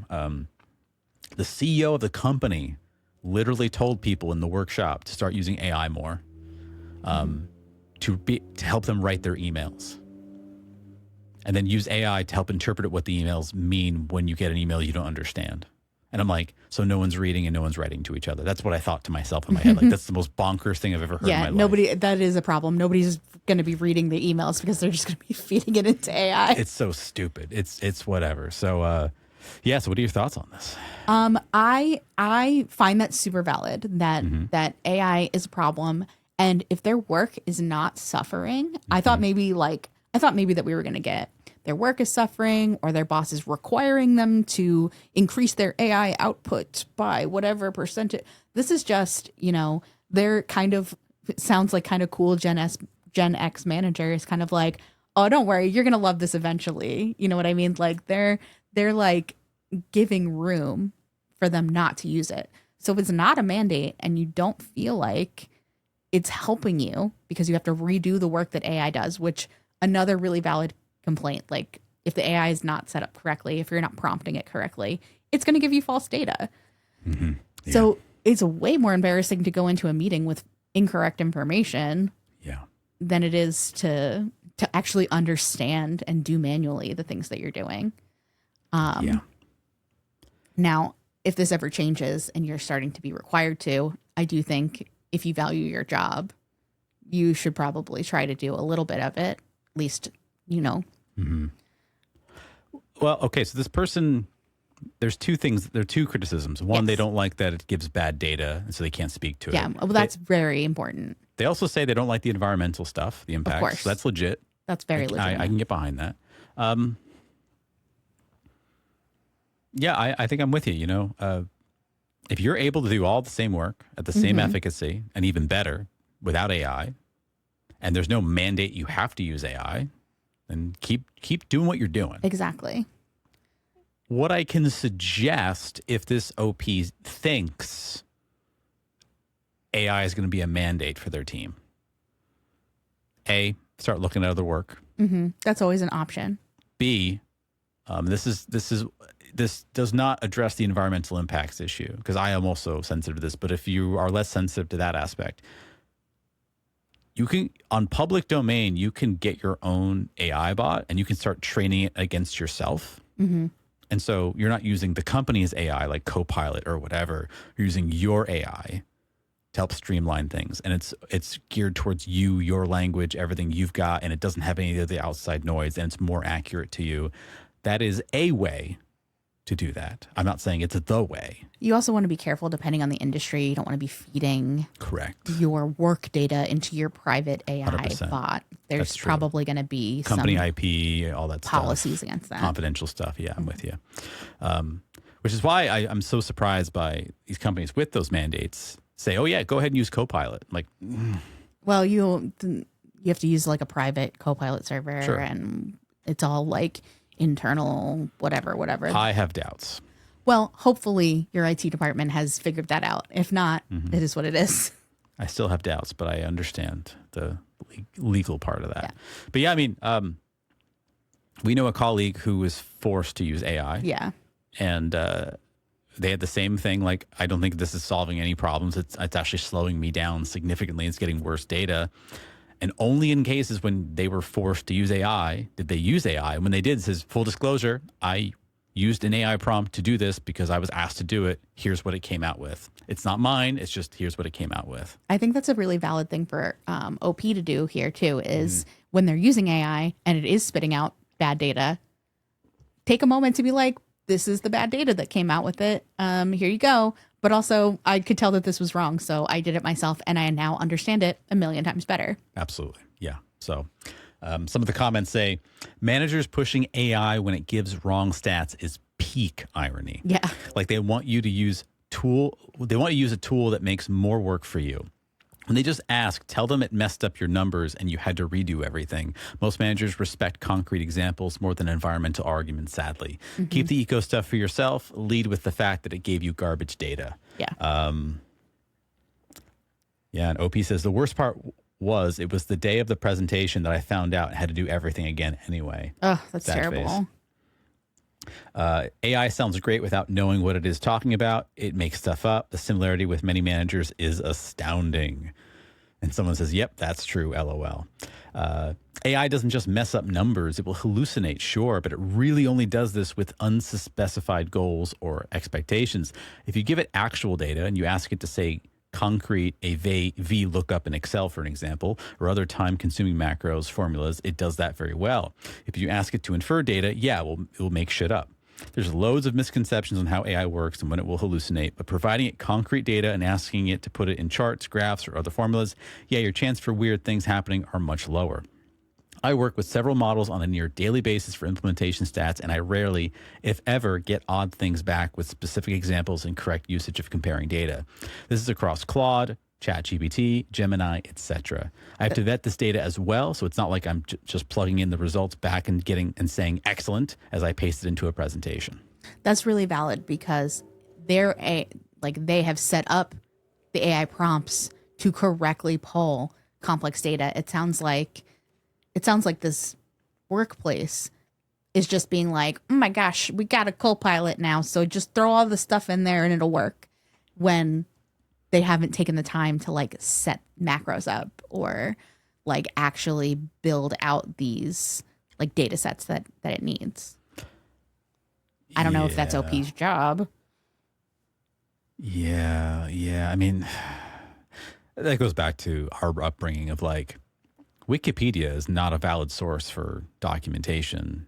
And now Wikipedia is kind of more reliable in some cases than AI. And a lot is. of news sources and being are. asked to use AI blindly is ridiculous to me. So like, if you choose to use AI, it's still on you to validate the data is correct. And you have to do that on your own. Absolutely.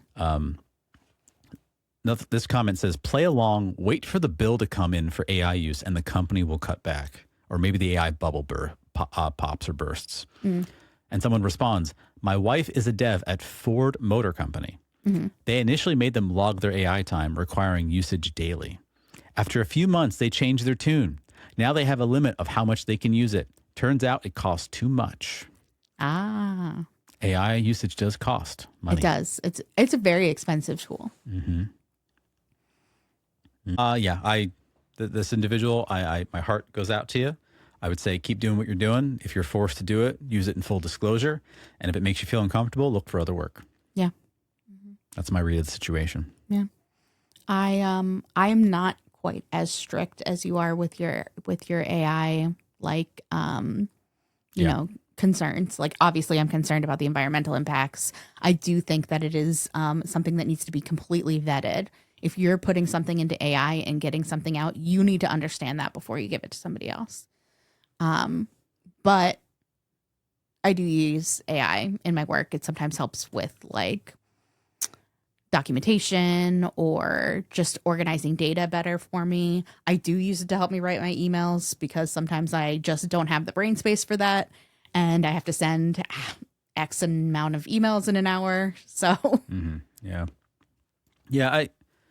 And then I asked the question, you know, in any workplace where that's a valuable tool, what about the workplace process is so outdated that the AI tool is useful? What I mean by that is, like, you just said emails, right? Like, I got to send an email to this one person, and you're obviously having AI cultivate it, craft it, make it sound a certain way, and you just don't have the brain space for it right there and then.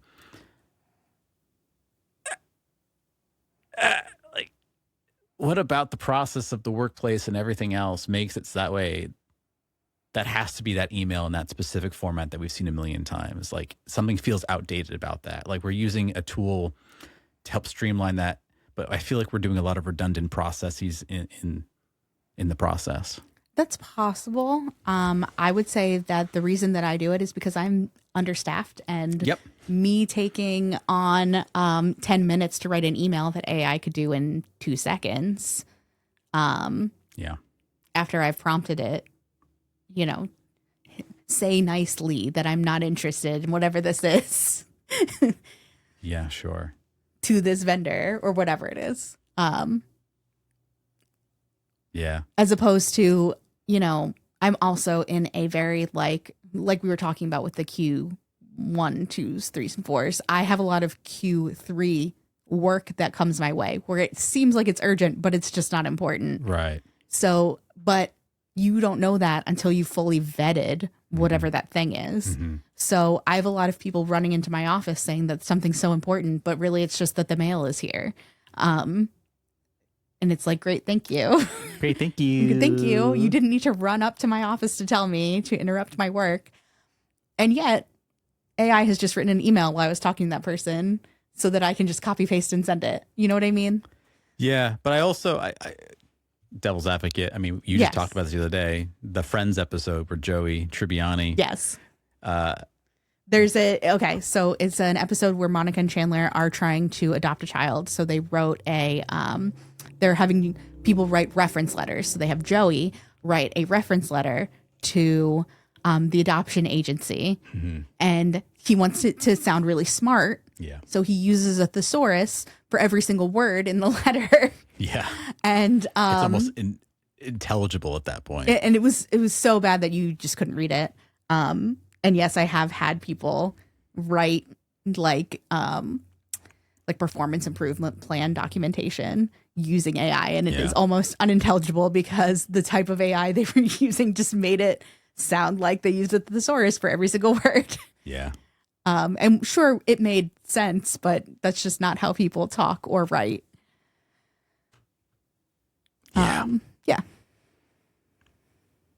Yeah, that's a part of it too. I 100% get that. And that is why you need to vet whatever you're sending. That is why you need to be like, I fully, just like this OP, this Gen Z OP, said that they don't understand necessarily how AI got to an answer. And so if they're in a meeting and they've had AI do a thing for them, they feel like they can't speak on it. That's the same thing. Like if you read your documentation 2 weeks later and you don't understand it because you had it fed through AI, that's a problem. Absolutely a problem. For sure. But you need to be an active participant in AI. You can't let it run your job for you. Yeah. And for this OP, you know, the fact that we are seeing a cognitive decline in the newest generation of workers right now because they grew up on things like this. The fact that you are sensitive to that, the fact that you want to be able to understand and speak to the data says a lot about you. And I hope you take pride in that. So thank you, OP. All